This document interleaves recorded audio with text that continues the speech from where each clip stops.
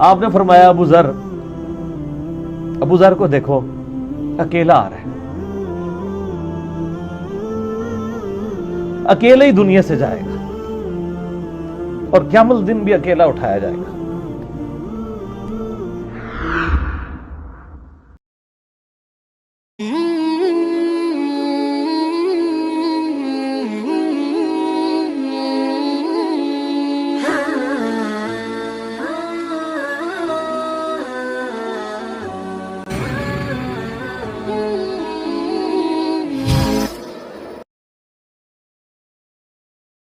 ابو ذر غفاری رضی اللہ تعالیٰ عنہ کے تو حالات بیان کرنے کے لیے بڑا پتھر کا دل چاہیے، اتنے سوز و گداز والی زندگی ان کی۔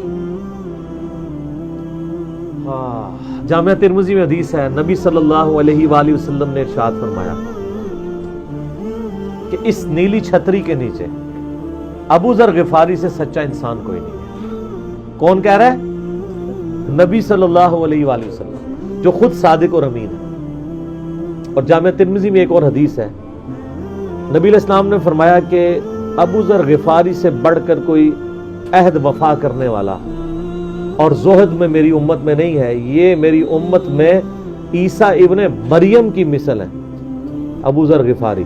اور عیسیٰ ابن مریم وہ ہیں جن کے بارے میں روایتوں میں آتا ہے کہ وہ دنیا سے اتنے زاہد تھے کہ وہ برتن میں پانی بھی نہیں پیتے تھے، وہ کہتے تھے یہ دنیا کا مال ہے، اپنے ہاتھوں میں پانی پیا کرتے تھے، یعنی دنیا کو 3 طلاقیں دی ہوئی تھی۔ تو نبی علیہ السلام فرمایا میری امت میں سیدنا عیسیٰ ابن مریم کی مثل زہد میں ابو ذر غفاری ہے۔ ابو ذر غفاری رضی اللہ تعالیٰ عنہ علیہ السلام نبی علیہ السلام کے لاڈلے اصحاب میں سے تھے، اور سارے ایک بڑی دردناک حدیث ہے ابو ذر غفاری کے بارے میں، وہ حاکم میں ہی ہے، المستدرک الحاکم میں۔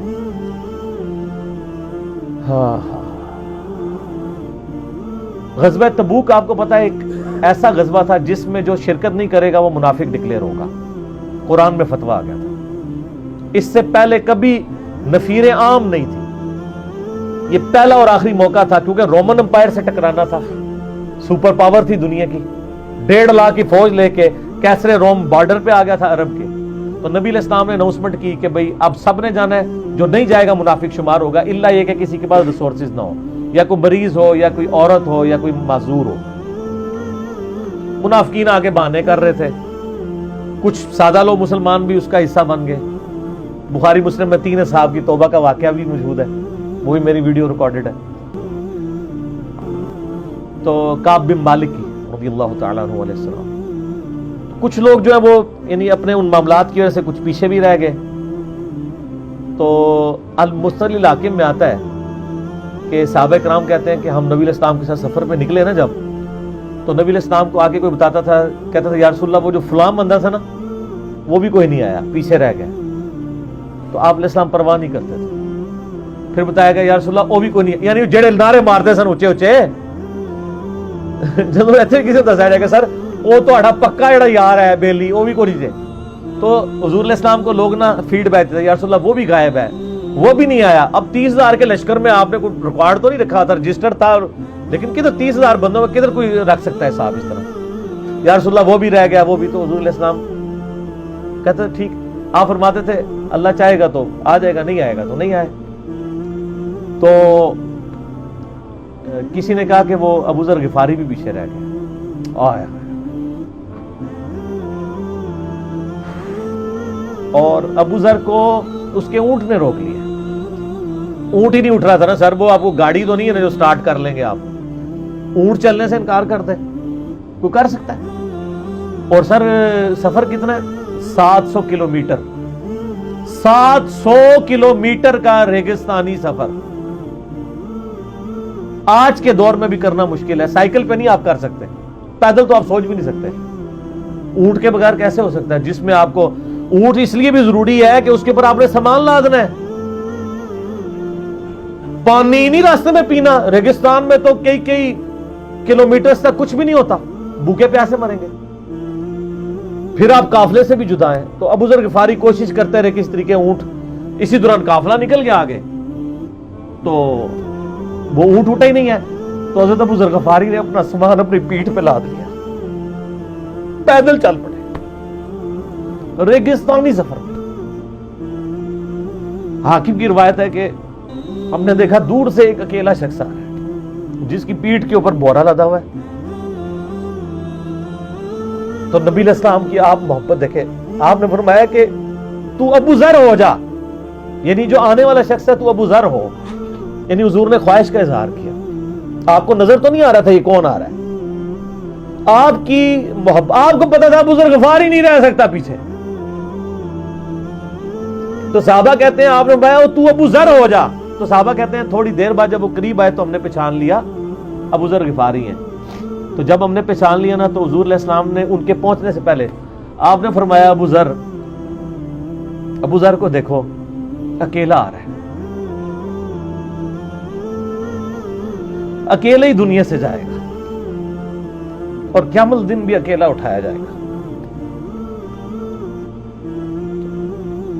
دنیا سے کیا کہہ رہے گے، صحیح بخاری میں آتا ہے کہ حضرت عثمان غنی رضی اللہ عنہ کے دور میں چکے، یہ اس حدیث کا بھی کچھ حصہ باقی ہے، میں بعد میں بیان کروں، پہلے میں اس کو کنکلوڈ کر لوں کہ صحیح بخاری میں آتا ہے کہ حضرت ابو ذر غفاری شام چلے گئے تھے، وہاں پہ چونکہ گورنر تھے حضرت معاویہ رضی اللہ تعالیٰ عنہ، وہ قرآن کی وہ جو سورہ توبہ کی آیات ہے نا کہ جو لوگ سونا اور چاندی جوڑ کے رکھتے ہیں یہ گرم کر کے ان کی پیٹھوں پہ ان کے ماتھے کے اوپر لگایا جائے گا قیامت والے دن، تو وہ یہ آیت پڑھا کرتے تھے اور حضرت معاویہ سے ان کا جھگڑا رہتا تھا کہ تم لوگ جو یہ مال جوڑ رہے ہو نا اور یہ اتنے خزانے تم لوگوں نے بنا لیے ہیں، یہ نبی علیہ السلام کی تعلیمات کے خلاف ہے۔ تو جب معاویہ کہتے تھے یہ تو اہل کتاب کے بارے میں آیات نازل ہوئی ہیں، تو وہ کہتے تھے نہیں یہ سب کے بارے میں ہے۔ اب شرعی حکم یہ ہے کہ مال آپ جوڑ سکتے ہیں اگر آپ زکوٰۃ دے رہے ہیں، لیکن یہ پسندیدہ نہیں ہے، طریقہ نبوت یہ نہیں ہے۔ نبی علیہ السلام نہیں جوڑ سکتے تھے، پوری زندگی زکوٰۃ دینے کی نوبت نہیں آئی ہے، حالانکہ خمس ملتا تھا، خیرات کرتے تھے۔ ابو ذر غفاری کا جھگڑا یہ تھا کہ تم تو نبی کے اصحاب ہو، تم لوگوں کو یہ زیب ہی نہیں دیتا کہ تم لوگ اس طرح کے محلات میں رہو اور اس طرح مال جوڑو۔ تو اب چونکہ سینئر صحابی تھے، ان کو ہاتھ ڈالنا بھی آسان نہیں تھا، پھر نبی علیہ السلام نے فرمایا ہو کہ اس سے زیادہ سچا انسان ہی کوئی نہیں، تو حضرت معاویہ نے خط لکھا حضرت عثمان کو کہ جی اس بندے سے میری جان چھڑائے نا، اس کو آپ واپس بلائیں۔ حضرت معاویہ نے جب خط لکھا تو حضرت عثمان نے ان کو کہا تم مدینہ شریف واپس آ جاؤ۔ مدینہ شریف جب یہ واپس آئے تو صحیح بخاری میں آتا ہے کہ لوگوں کا جھمگٹا لگ گیا ابو ذر غفاری کے گرد، لوگوں کو پتا تھا یہ تو بڑا یعنی زہد والا بندہ ہے۔ تو ابو ذر غفاری وہی حدیثیں سنایا کرتے تھے کہ حضور نے فرمایا یہ پہاڑ سونے کے برابر ہو تو میں خیرات کر دوں گا، جبکہ باقی صاحب کہتے تھے کہ مال جوڑنا جائز ہے اگر زکوٰۃ کوئی دیتا رہے۔ وہ یہ کہتے تھے کہ یار یہ تم لوگوں کو تو زیب نہیں نہ دیتا، یار تم لوگ تو یہ باتیں نہ کرو، تم لوگ نبی کی صحبت یافتہ ہو، تم لوگوں کو تو زہد ہونی چاہیے تم لوگوں کی زندگی میں۔ اب لوگوں کا ہجوم ان کے گرد لگ گیا اور پھر حضرت عثمان نے ان کو خلیفہ وقت بلایا اور کہا کہ یار تو خود ہی مدینہ شریف چھوڑ کے یہاں سے چلا جا، تیری وجہ سے فتنہ کھڑا ہوا ہے۔ حضرت عثمان نے کہا میں نے تو نبی علیہ السلام سے سنا تھا کہ حکمرانوں کی اطاعت کرنا، صبر کر لینا۔ تو ایک زبدہ نامی کا ایک گاؤں تھا مدینہ شریف کے پاس، شہر سے ہٹ کے، تو وہ پھر وہاں پہ ہجرت کر گئے۔ آپ دیکھیں ریونج کیسا تھا، لوگ کتنے ڈرے ہوئے تھے کہ ابو ذر اپنی بوڑھا شخص 80-90 سال کا بابا اپنی ایک بڑھیا بیوی کو لے کے اس عمر میں شہر بدر ہو رہا ہے اکیلا۔ آج نہیں آپ سوچ سکتے کسی جگہ آپ اکیلے جا کے پڑاؤ کریں، کسی بیابان کے اندر، ریگستان کے اندر۔ اس زمانے میں آپ سوچ رہے، آج کل بھی آپ مدینہ شریف کے گر چلے جائیں تو آپ وہاں نہیں ایک رات بھی نہیں گزار سکتے۔ تو کوئی شخص حضرت ابو ذر غفاری کو سی آف کرنے نہیں ہے سوائے حضرت علی کے، اور وہ بھی مدینے کی باؤنڈری تک آئے۔ ان کو پتا تھا ان کے سٹانس کے بارے میں. اور حضرت علی نے ان کو جب سی آف کیا تو کہا کہ میں چونکہ حکمران وقت کی اطاعت کا پابند ہوں، میں مدینے کی باؤنڈری سے باہر نہیں جاؤں گا. اگر مجھے کوئی اس طرح کا یعنی حکم اجازت مل جاتی تو میں تیرے ساتھ جاتا. ایران والوں نے حضرت علی علیہ السلام کے زندگی کے آخری 10 سال کے اوپر ایک فلم بنائی ہے، امام علی علیہ السلام. اس میں ابو ذر غفاری کے سارے واقعات انہوں نے فلمائے ہیں. ایسا دیکھنے والے جب مولا علی چھوڑنے آتے ہیں، پھر جو ان کی ڈیبیٹس ہوتی ہیں مدینہ شریف میں لوگوں کے ساتھ، وہ ساری انہوں نے ویڈیو میں فلما دی. پھر یہ چلے گئے وہاں پہ رہنے شروع ہو گئے. اب اس حدیث کی طرف واپس آ جائیں جو فرمایا آپ علیہ السلام نے اکیلے ہی مرے گا. تو ابو ذر غفاری، اس حاکم کی روایت میں آتا ہے ابو ذر غفاری کی موت کا وقت قریب آ گیا، صرف بیوی ہے پاس. بیوی نے رونا شروع کر دیا کہ حضرت آپ فوت ہو گئے، آپ کو کفن کون دے گا، آپ کو غسل کون دے گا، آپ کو دفنائے گا کون، میں عورت ذات کیا کر سکتی ہوں. حضرت ابو ذر نے کہا کہ نبی علیہ السلام سے میں نے سنا تھا کہ تو اکیلا مرے گا، پھر مسلمانوں کا ایک قافلہ وہاں سے گزرے گا جو تجھے کفن دے کے دفنائے گا اور جنازہ بھی پڑے گا. تو نے فکر نہیں کرنی، جب میں مر جاؤں تو میری لاش کو چوراہے پہ رکھ دینا، گزرگاہ پہ، جو یعنی مدینہ کی طرف راستہ آتا تھا گاؤں ایریا سے گزر کے، اللہ میرا بندوبست کر دے گا. وہی ہوا کہ ان کے مرنے کے بعد مسلمانوں کا ایک قافلہ دور سے آ رہا تھا. تو اسی مستقل حاکم کی حدیث میں آتا ہے کہ سر قافلہ بھی سنے پھر کون ہے، عبداللہ ابن مسعود. ابو ذر غفاری بھی زہد کے امام، ابن مسعود بھی زہد کے امام، ابو درداء بھی زہد کے امام.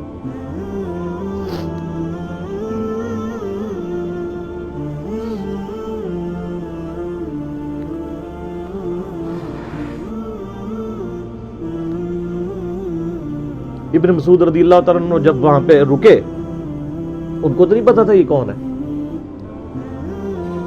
تو انہوں نے کہا بی بی کیا وہ؟ ان کا میرا خامند مر گیا ہے. ان کا یہ کون ہے؟ تو انہوں نے کہا ابو ذر غفار. عبداللہ ابن مسعود کی چیخ نکل گئی، چیخ ماری انہوں نے. ان کا واہ، اللہ کے نبی نے فرمایا تھا کہ ابو ذر اکیلا آ رہا ہے تبوک کے موقع پہ، دنیا سے بھی اکیلا جائے گا اور قیامت والے دن بھی اکیلا اٹھایا جائے گا. یعنی اب اسی سرزمین سے ہی اس نے اٹھنا ہے نا، ہر بندے نے اپنی قبر سے اٹھنا ہے. یعنی وہ مسلمانوں کے قبرستان میں بھی دفن نہیں. ایک یہ جو مزار کی رٹ لگائے پھرتے ہیں، میں ان سے پوچھتا ہوں تمہارے بابوں کی کیا اوقات ہے؟ ابو ذر غفاری کا مزار دکھاؤ کدھر ہے؟ جو اس روئے ارض پہ نیلی چھتری کے نیچے سچا ترین انسان جس کو اللہ کے نبی کہہ رہے ہیں، اس کا کوئی مزار نہیں ہے. غریب المتنی میں مرا ہے، اس کی قبر بھی ایسی جگہ ہے جہاں مسلمانوں کے پاس قبریں بھی کوئی نہیں ہے. ایک ریگستان میں اکیلی قبر ہے، اس قبر کا بھی کسی کو نہیں پتا، اس پہ کوئی مزار بھی نہیں ہے.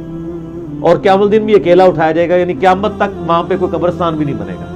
ظاہر نبی علیہ السلام کی یہ بھی خبر ہے. تو کیا وہ ناکام ہو گیا اگر مزارات ہی دلیل ہے کامیابی کی؟ تو عبداللہ ابن مسعود رضی اللہ تعالیٰ نے ان کو غسل دیا، کفن دیا اور دفنا دیا. یہ پوری ڈیٹیلز آپ کو المستقل حاکم میں مل جائیں گے. تو ابو ذر غفاری ان چند شخصیات میں سے ہیں جن میں پوری امت کا اتفاق ہے ان کی نیکوکاری کے اوپر. شیعہ بھی ان کو بہت رسپیکٹ دیتے ہیں، اہل سنت بھی دیتے ہیں، صوفیاء کے ہاں بھی ان کو امام مانا جاتا ہے زہد کی وجہ سے. آپ تصوف کی جتنی کتابیں پڑھیں، چاہے امام غزالی کی ہوں، رسالہ قشیریہ پڑھیں اور لوگوں کو بھی پڑھنا شروع کریں، تو ابو ذر غفاری آپ کو زہد کے امام کے طور پہ ملیں گے کہ ان کی زندگی میں یعنی یہ زہد تھا، انہوں نے کس طرح کی زندگی گزاری تھی. سر لوگ مجمع میں مرتے ہیں ان کو یاد کوئی نہیں کرتا. اور ابو ذر غفاری کو آج بھی دنیا یاد کر رہی ہے, ہم بھی یاد کر رہے ہیں رضی اللہ تعالیٰ علیہ السلام. اللہ تعالیٰ قیامت والے دن ہمیں ایسے نیکوکار لوگوں کا ساتھ نصیب فرمائے. آمین.